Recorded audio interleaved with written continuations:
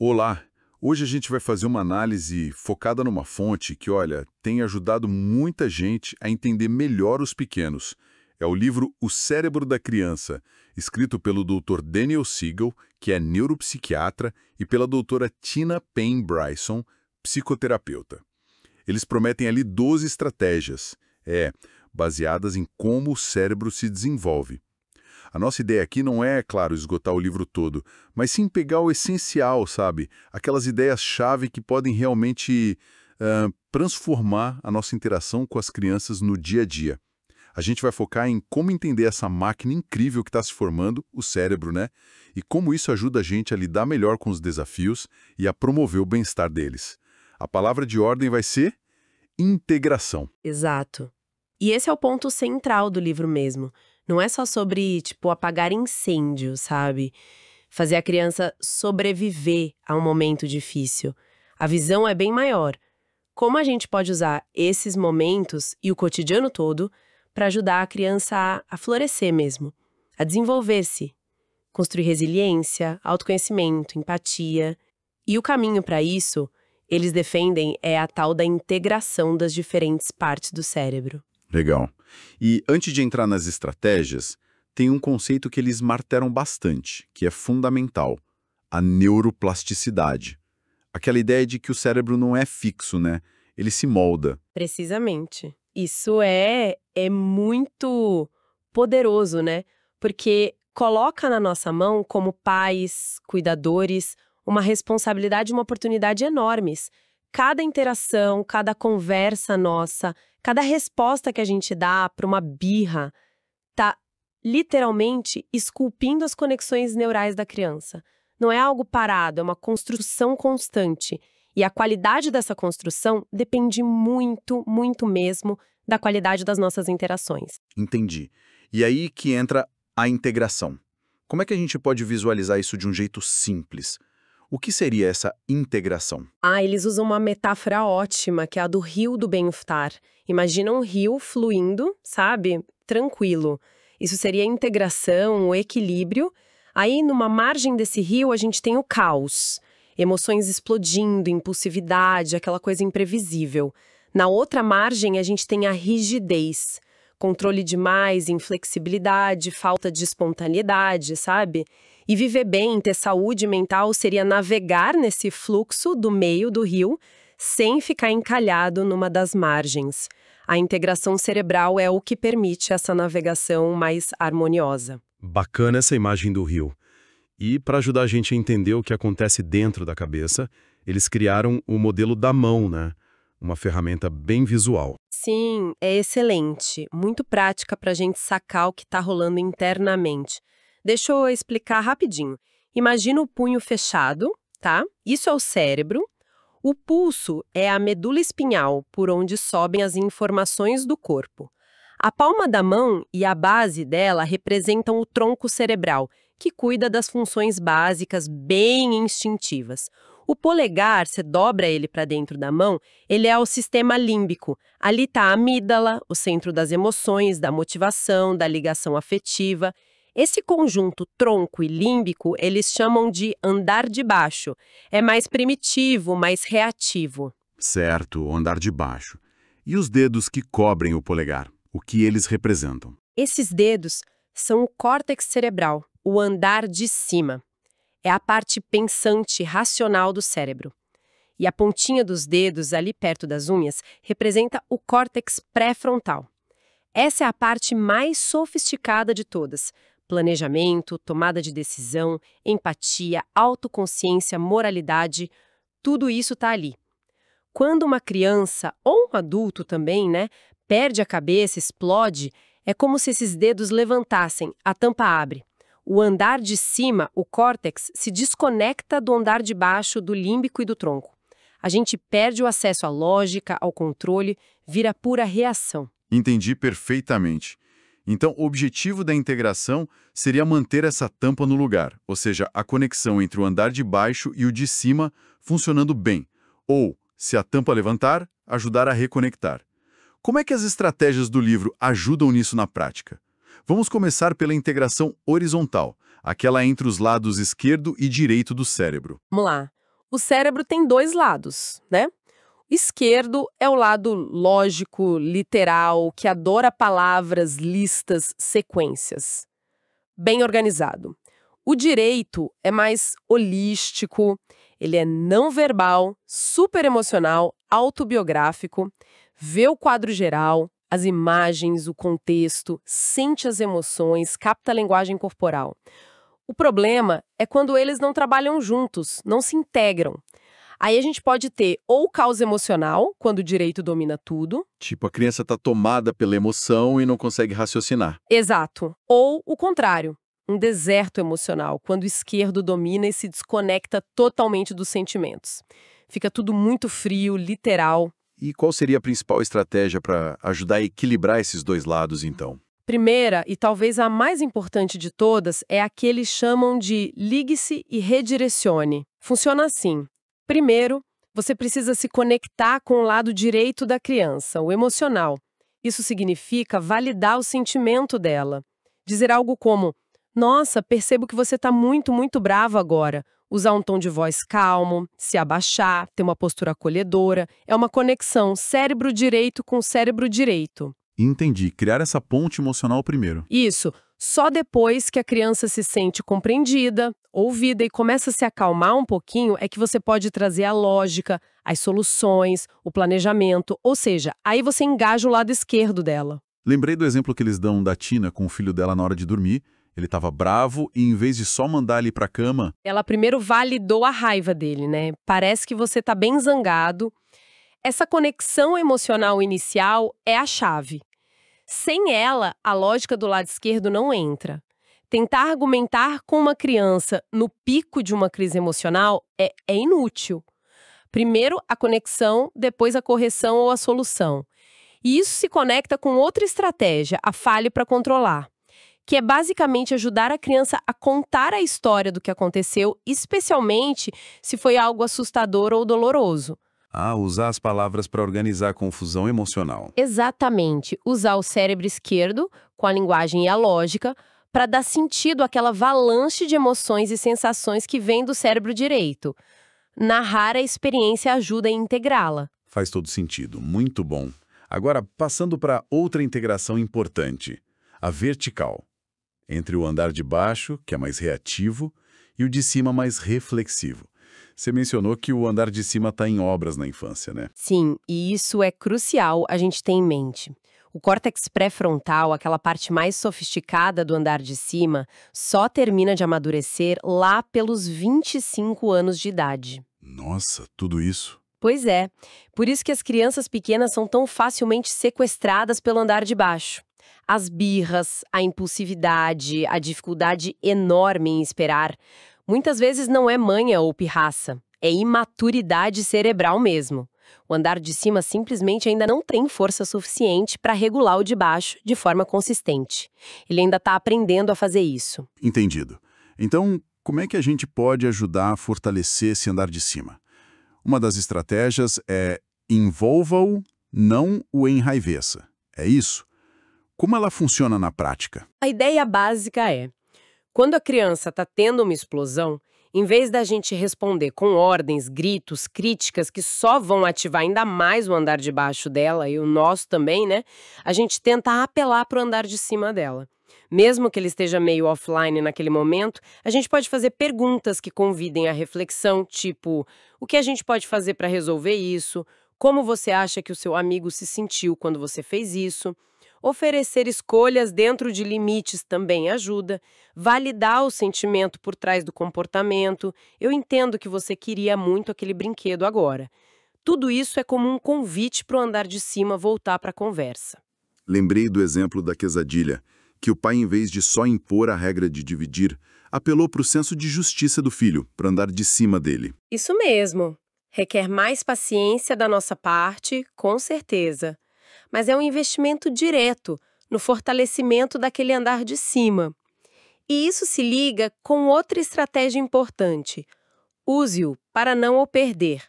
Quanto mais a gente der oportunidades para a criança exercitar as funções do andar de cima, Como tomar pequenas decisões, resolver probleminhas. exato, praticar empatia, pensar sobre os outros, controlar pequenos impulsos, quanto mais ela exercita, mais forte essa parte do cérebro fica.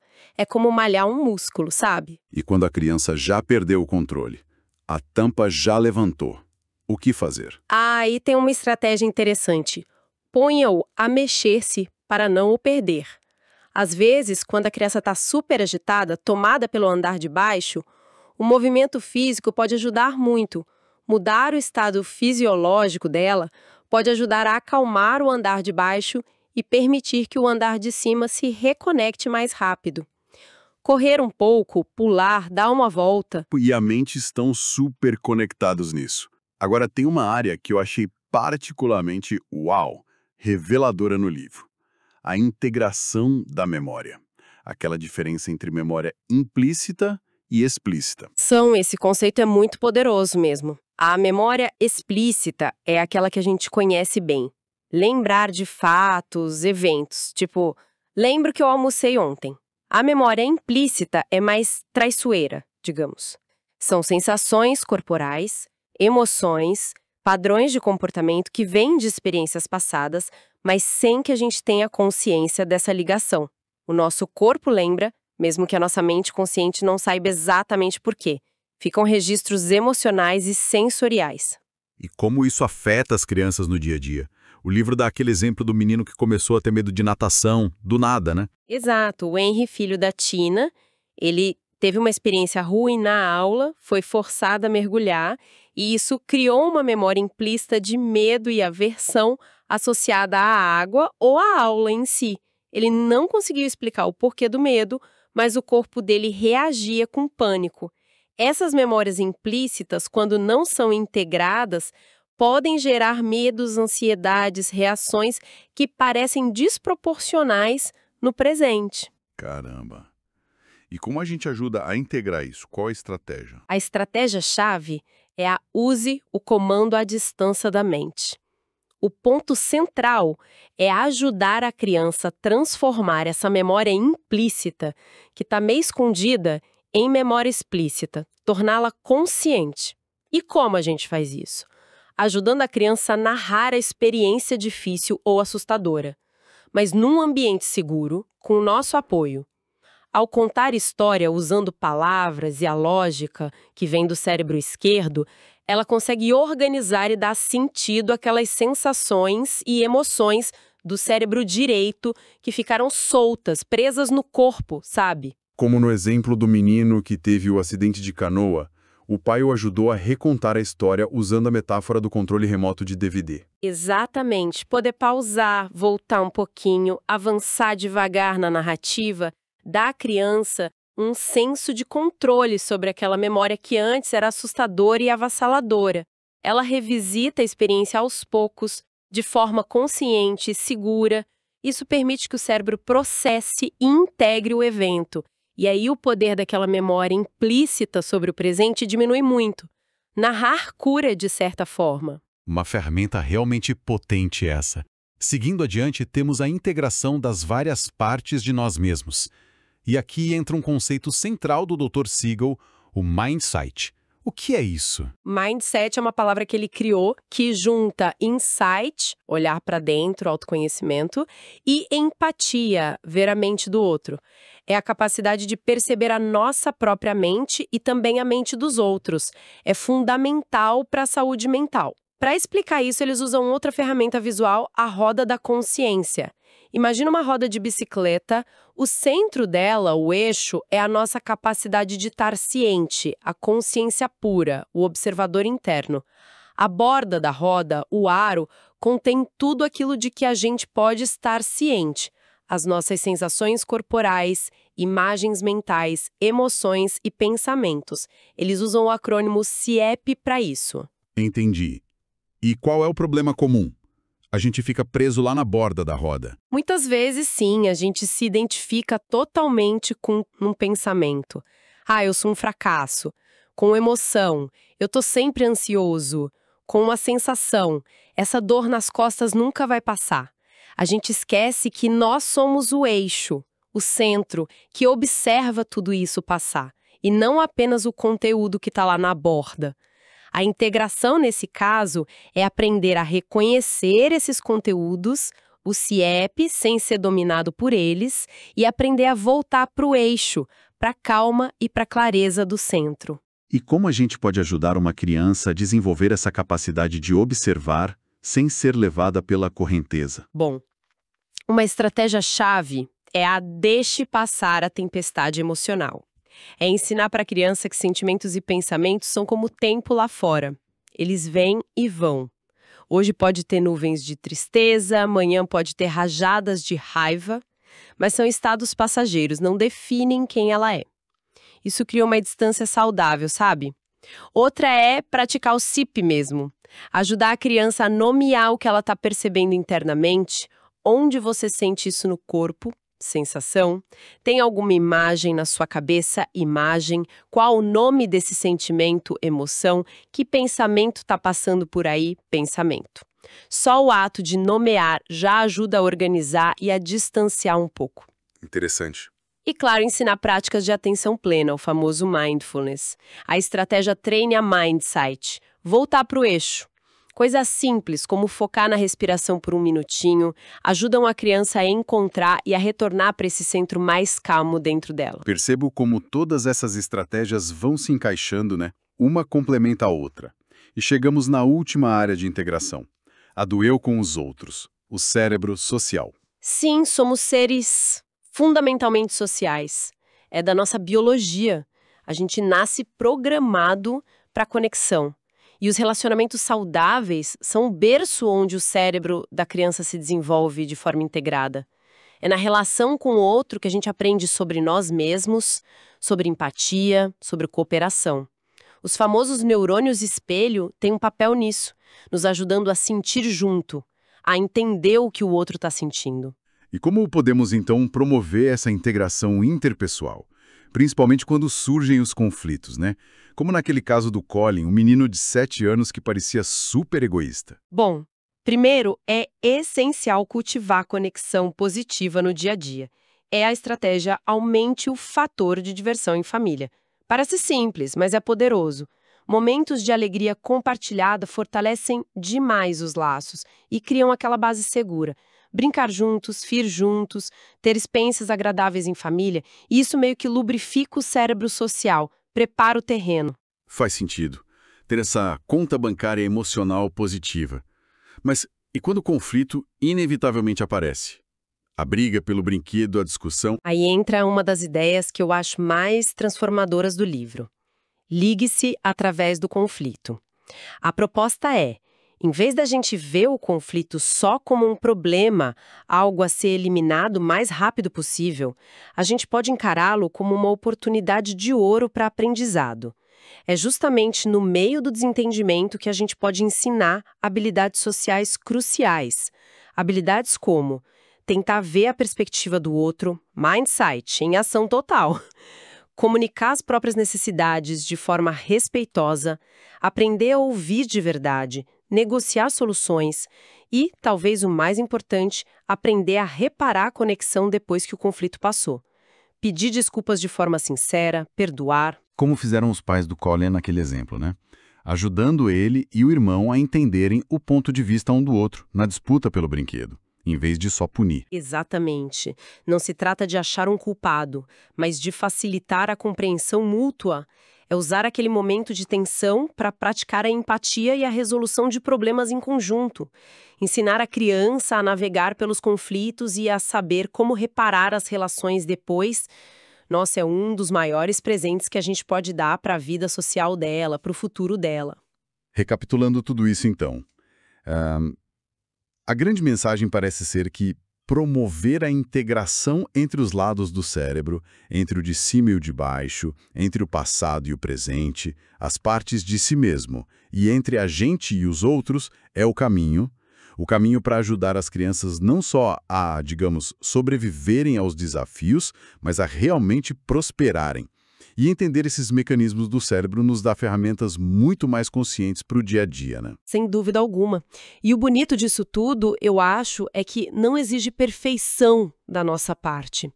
Não se trata de virar um pai ou uma mãe modelo, que nunca erra, que aplica a estratégia certinha toda vez. Se trata muito mais de ser presente, de ser intencional, de conseguir enxergar as interações do dia a dia, mesmo aquelas mais desafiadoras, como chances de construir conexão e de ajudar a criança a desenvolver essas capacidades internas. O cérebro é plástico, lembra? Sempre há espaço para crescer e para integrar mais, tanto para a criança quanto para nós adultos. Ótimo. E para a gente fechar, qual seria uma reflexão final, algo para quem nos ouve levar dessa nossa conversa? Olha, o livro nos convida muito a uma mudança de perspectiva. E se a gente tentasse encarar aquele momento difícil, mais recente, sabe? A birra no supermercado, a brida feia entre irmãos, o medo na hora de dormir, não como um fracasso nosso ou um problema da criança, mas sim como um convite. Um convite para a gente praticar conexão antes da correção, ligar-se e redirecionar, ou para exercitar o andar de cima da criança, envolver, não enraivecer. Ou talvez para ajudar a dar sentido a uma memória dolorosa que está ali escondida, comando a distância da mente.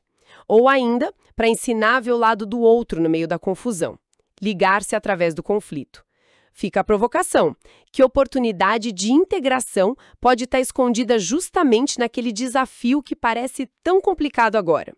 Talvez esteja ali, esperando para a gente descobrir e praticar junto com a criança.